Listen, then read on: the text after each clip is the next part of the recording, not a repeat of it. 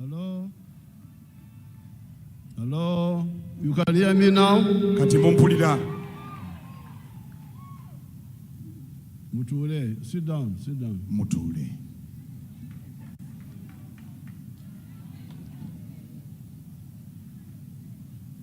Pastor Robert Kayanja, Omusumba Robert Kayanja, and your wife, ne mukyala wo, and the other pastors, n'abasumba balala mwenna, n'abakkiriza mwenna, and all of you faithful believers.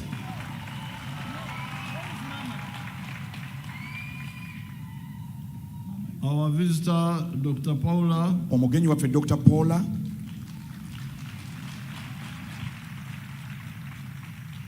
and all the other visitors from the region n'abagenyi bonna bavudde mu mawanga gatwetoolodde and other parts of the world. n'ebitundu ebirala ebyensi.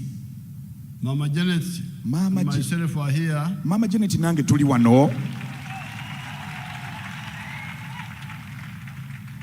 to participate with you okwenyigira wamu nammwe in glorifying God mu kuwa Katonda ekitiibwa for what he has done for Uganda olw'ebyo byonna byakoledde Uganda and for the church n'ekkanisa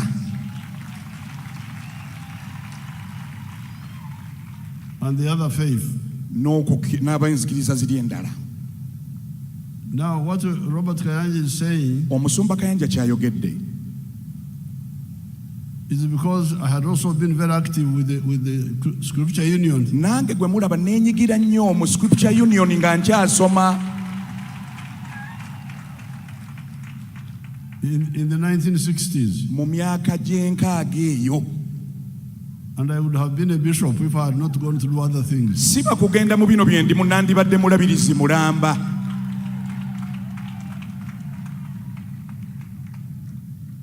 But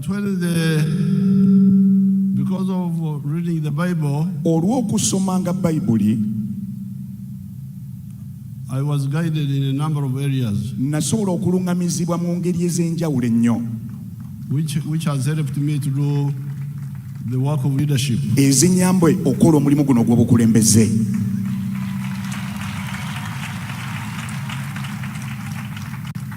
When it came to the issue of banning you, because people wanted to ban you, when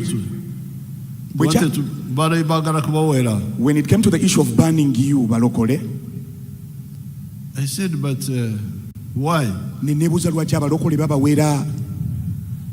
I remember in the Bible, nenzijukira nti mu Bayibuli, when they came and told Jesus that some people are pretending to cast out demons, bajja ne bagamba Yesu nti waliwo abeefuula nti bagoba emizimu, like you, nti bagigobanga ggwe. Should we stop them? Tubayimirize. Jesus said no. Yesu n'agamba nedda, don't stop them. Temubayimiriza. If they are not against us, they are with us. Bwe baba nga tebatulwanyisa bali ku ludda lwaffe.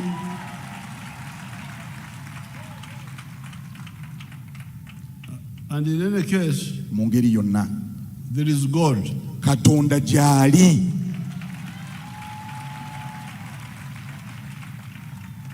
If they are deceiving us, bwe baba nga batulimba, they are deceiving God. Bali mu kulimba Katonda yennyini. And God will deal with them. Katonda ajja bakolako. It's not my job, si mulimu gwange, to do God's job. Okola omulimu Katonda gw'alina okukola. Okumanya omutuufu n'atali mutuufu. To know who is false and who is not false. I cannot handle those issues.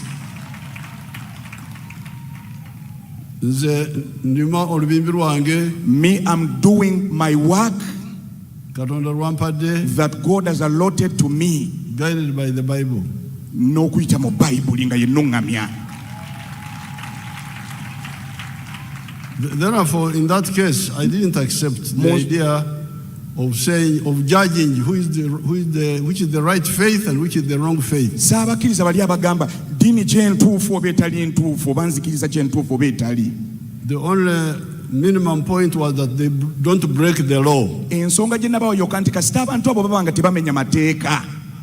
And the rest is for God to know who is right and who is wrong. Ebisigadde Katonda y'anaamanya omutuufu n'atali mutuufu. So that's how we refuse to involve ourselves in fighting you. Bwe tutyo ne twegaana okwenyigira mu kubalwanyisa mu abalokole.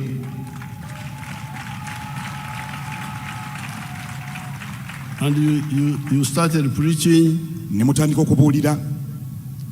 Naye tuba tukyali awo. While we were there, nga bwe mugamba bulijjo, as I always tell him, yenjogera yammwe nga tuba tukyali awo, as if you are not very busy. Nga mulinga abatalina bye mukola muganga tukyali awo. Tuba tukyali awo. While we are still there, ne ntandika okuwulira nti Kayanja n'abalala, I heard that Pastor Kayanja and others bakola ebyobugagga, are creating wealth.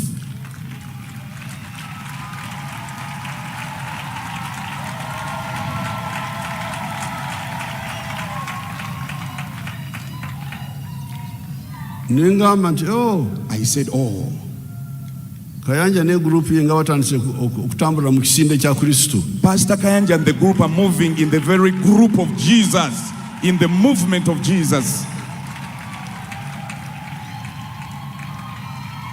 This is because Jesus, when he was here, kubanga Yesu bwe yali ku nsi wano, he preached the gospel, yabulira enjiri, healed the sick, yawonya abalwadde,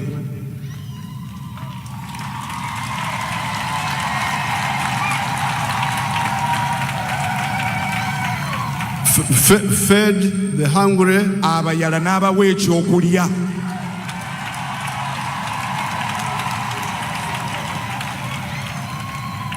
And he himself naye kennyini worked in the carpentry of Joseph. yakolanga mu bbajjiro lya Yusufu.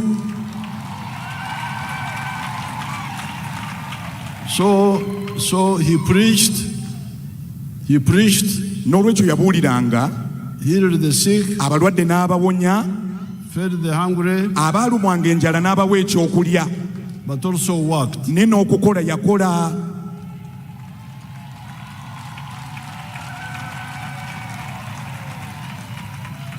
This United States which you hear about, in the United States gye muwulira eggwanga eryo, was built by their prosperity, obugagga bwabwe n'okulaakulana kwe balina, was built by Christians. byazimbibwa abaali bakkiriza mu Kristo.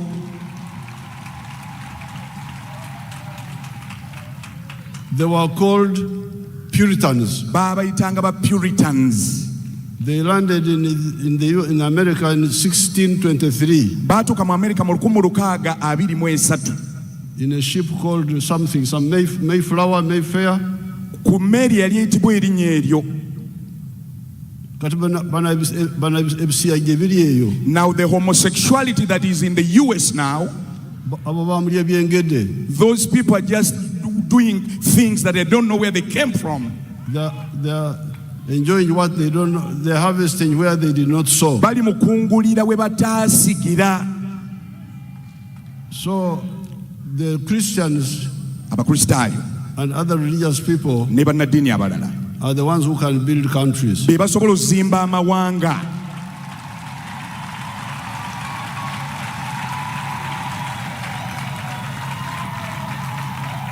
The Puritans, Bapuritaani who built the United States, abazimba eggwanga lya America had fled from Europe, baali badduse kuva Bulaaya, where there was a lot of prejudice and formalism, awaali okusosola n'okwawulayawula mu bantu, more or less like what Jesus was fighting in the Bible. nga Yesu byennyini byali alwanyisa mu Bayibuli.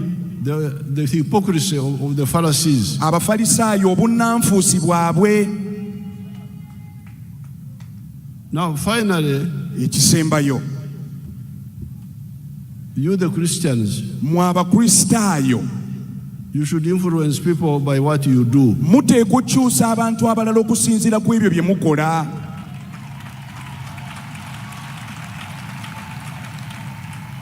Kukyusa abantu from what you do yourselves. Okuva mu bye mukola musobole okukyusa abalala.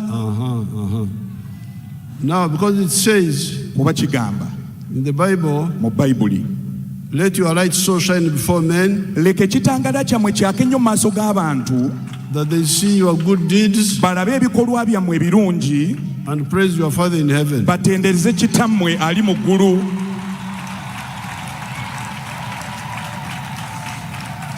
So n'ebigambo ebyo Katonda ababeere. With those words, may God bless you so much.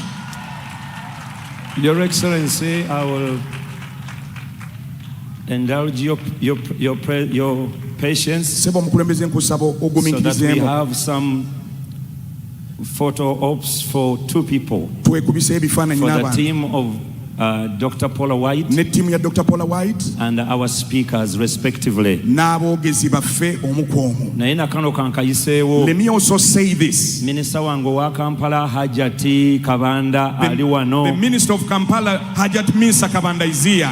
minisita ow'ebyobugagga obw'omu ttaka ate nga memba wa church eno The Minister Nyamutoro ali wano, is also here of mineral development. n'abakulu abalala, secretary I think omuwanika oba secretary general wa NRM ali wano, The Secretary mwannyinaze General, nnooyo. she's my sister of So, NRM. abalala mwenna abakungu sijja kusobola kubanjula, I want to introduce the rest of naye you. bwe mukulu bw'amala ofuluma, After the president Dr. leaves, Paula White agenda kubuulira ekigambo. Dr. Paula White is going to preach. Dr. Nenchi ali wano. Dr. Enenche is here. Kati kansabe family ya Dr. Paula White Let me request ne Dr. Paula White's Pastor family. Jessica bakkirire wansi Let's go. Let them go down the steps bafune ekifaananyi. and get a photo op.